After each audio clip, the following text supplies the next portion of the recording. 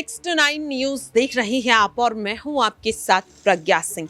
साल 2024 के लोकसभा चुनाव को लेकर लगातार राजनीति गर्माती हुई नजर आ रही है। इस दौरान अगर बात करें भारतीय जनता पार्टी की तो कहा जा रहा है कि लोकसभा चुनाव में पार्टी एक एक उम्मीदवार को काफी चिंतन मंथन करने के बाद रणनीति बनाने के बाद टिकट देगी, यानी कि नेताओं को टिकट देती हुई नजर आएगी।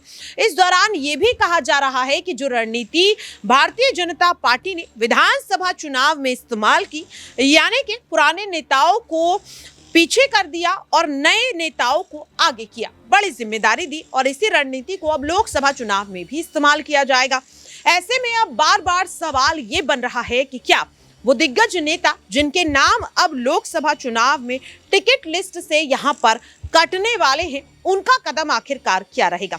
कहा जा रहा है कि उम्रदराज नेताओं को इस बार शायद यहां पर टिकट नहीं दिया जा सकता। अब ऐसे में सवाल ये बन रहा है कि वो दिग्गज नेता जिनके चेहरे पर अगर बात की जाए राज्य में बीजेपी मजबूत है, अगर उन्हें लोकसभा चुनाव में नहीं उतारा गया तो इसका नुकसान तो कहीं पार्टी को नहीं उठाना पड़ेगा। और यहां पर सबसे पहले अगर जिक्र किया जाए तो यहां पर सीधे सीधे नाम आ रहा है मध्य प्रदेश में शिवराज सिंह चौहान का और राजस्थान में वसुंधरा राजे सिंधिया का। दोनों ही नेताओं के चेहरे पर बीजेपी ने विधानसभा चुनाव लड़े और जीत भी हासिल की, लेकिन देखने के लिए मिला कि दोनों ही नेताओं को पार्टी ने जीत हासिल होने के बाद पूरी तरह से दरकिनार कर दिया। दोनों को कोई खास जिम्मेदारी नहीं दी गई और जिन्हें लेकर के कहा जा रहा था कि वो मुख्यमंत्री बनेंगे, अब उन्हें लेकर पूछताछ भी नहीं हो रही है। मध्य प्रदेश में लगातार शिवराज की बगावत की चर्चा हो रही है, लेकिन राजे को लेकर इस वक्त राजस्थान में कोई भी अटकलें देखने के लिए नहीं मिल रही। इसकी दो वजह है, क्योंकि वसुंधरा राजे यहां पर पूरी तरह से शांत नजर आ रही हैं। शिवराज की बात करें तो वो लगातार अपने बयानों में अपनी नाराजगी को झलका रहे हैं, लेकिन सवाल ये है कि तजुर्बे के हिसाब से देखा जाए तो दोनों नेता बराबर हैं। शिवराज नाराजगी को जाहिर कर रहे हैं, लेकिन आखिरकार वसुंधरा राजे खामोश क्यों हैं? इसकी खामोशी के पीछे की वजह क्या है?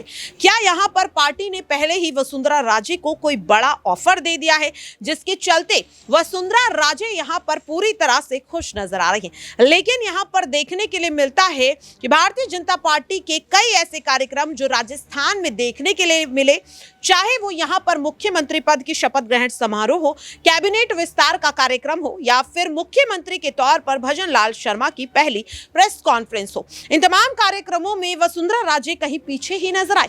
क्या यहाँ पर पीछे रहकर वसुंधरा राजे कोई बड़ी तैयारी लोकसभा चुनाव के लिए कर रही हैं? क्या लोकसभा चुनाव को देखते हुए अब पार्टी वसुंधरा राजे को यहाँ पर कोई शानदार जिम्मेदारी देती हुई नजर आ सकती है या नहीं?